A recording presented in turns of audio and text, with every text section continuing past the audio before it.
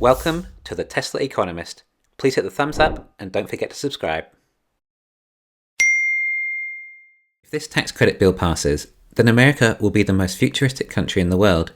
EV chargers will be ubiquitous and there'll be more electric cars per capita than any other country. Well, perhaps save Norway. America wants to beat China to the future. It would appear the benchmark to become the most developed country has become the adoption of EVs. Nations like to compete. America will be the future and will represent what the future looks like. Oh wait, no. The future doesn't have a specific look. It has a sound. Or actually, lack of sound. EVs don't just remove actual pollution from cities, but noise pollution too. Cities will become quieter and quieter as more EVs proliferate through to consumers.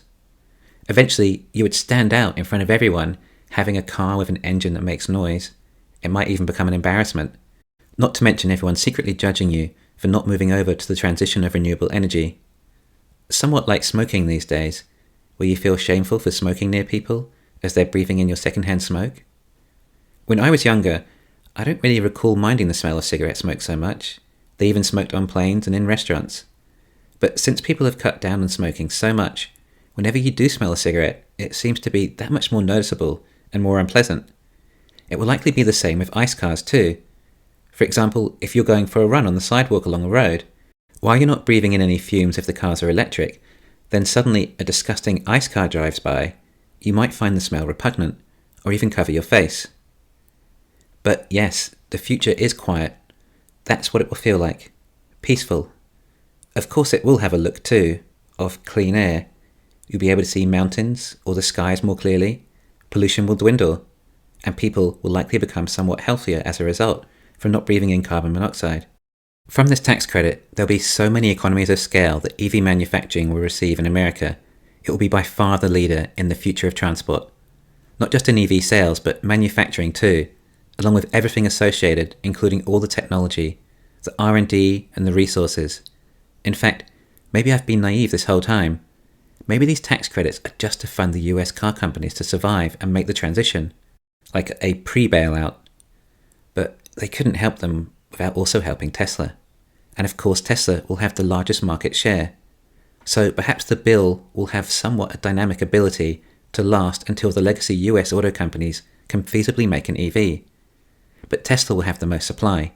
So in the meantime, they can make so many sales whilst the others are still practicing. Thus Tesla will secure a much larger market share by the time the EV industry saturates in the US. Let's see. If it takes 20 million EVs to be sold until the legacy automakers' profit are at parity with the ICE cars, with $10,000 tax credit would cost $200 billion. And okay, sure, I know the tax credit dwindles for the following few years after that, so let's round it to $250 billion.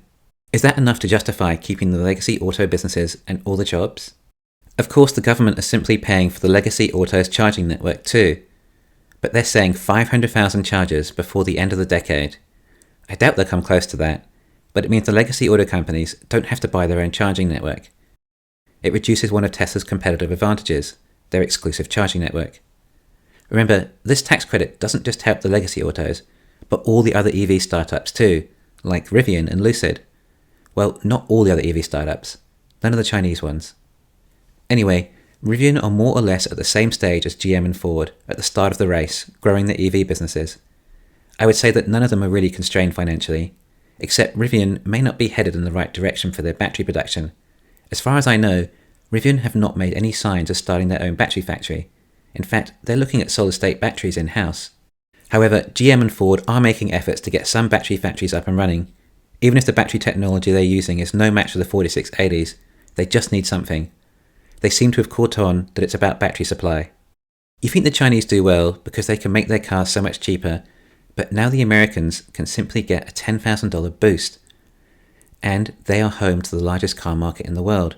No import duties, no shipping costs, all the biggest customers on their doorstep. The EV industry is likely going to be much bigger than the ICE industry. The companies that disrupt others always create a bigger industry. I mean, at one stage, Ford was probably worth more than all the horse and car or buggy businesses combined. The internal combustion was a much bigger industry. And now EVs will become a much bigger industry than ICE cars. They have far more application, capability, and offer more for the money. Just look at Tesla's stock price relative to the ICE manufacturers as further evidence. America has often led the way as to the furthest developed nation in the world.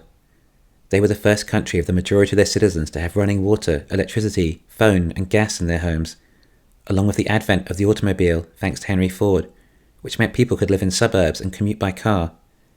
America had radio and TV in homes first too. It's often led the way of the future in innovation. This is because of the free market economy that America had, although it's not quite what it used to be. And America is still the richest country in the world. It seems apt that they transition to the future first, and it would appear that we have decided on the definition of the future being the country with the majority of citizens driving the electric vehicle. I mean, can you picture it?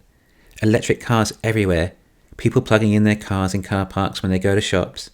It really will feel like a major transition into the future. Okay, it will take time. I mean, we are only expecting half new cars sold to be electric by about 3 or 5 years' time, if the tax credit passes. But by the end of the decade, then you'd have to think the majority of driving would be done in EVs, until eventually ICE is banned. But would ICE even need to be banned? Service stations will be few and far between, and fuel prices will be much higher. ICE cars will become less convenient to own and become more and more costly. They might simply phase out, particularly when we're past the stage of EVs becoming cheaper to produce than ICE, which we say is when batteries are at $100 per kilowatt hour. That would mean that running costs are not just less for an EV, but purchasing costs too. Of course, with EVs like the Model 2 coming out, just make electric that much more affordable. And when FSD is cracked, a service that many people simply couldn't live without immediately, will mean another major reason to buy a Tesla over any ICE car.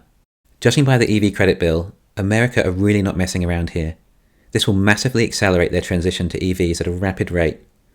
The tax credit is a bit similar to something the US have done in the past in order to stimulate the auto industry again.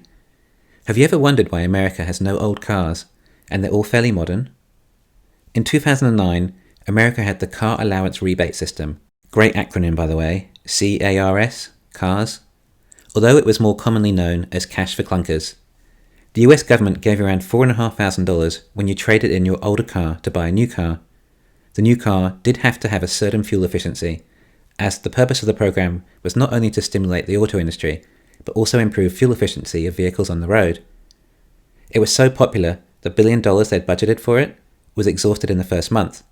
Congress then approved a further $2 billion. If $4,500 off a new car was popular, what will $10,000 off do? And almost 100 times the budget. Yes, sure, we've had some inflation since then, but new car prices have not come close to doubling over that same period.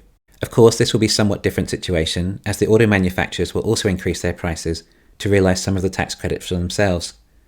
In fact, it's likely the manufacturers may want to take the majority of the credit by pricing their vehicles higher, as they probably can't make enough to meet demand. Once their supply starts to increase and some economies of scale kick in, then they can lower their prices closer to the marketing clearing price, where supply meets demand. This is definitely the case for the F-150 Lightning, Ford's electric pickup truck, which would start at just $27,500 if it received a full tax credit. That is cheap, no denying that. And no denying there'll be a lot of demand for it. So Ford will inevitably have to raise prices. This extra profit, well, it's probably not extra, as they were likely making a loss prior. So this now profitable car can then justify more investment in R&D, but more importantly, in building battery factories. Ford will likely come out with a dozen or so different electric models, a lot of them possibly based on their existing models, but it will help Ford get their supply chains and processes sorted for electric, with the $10,000 tax credit buffer. This is how I see the future of America if the bill passes, and I like the way it looks.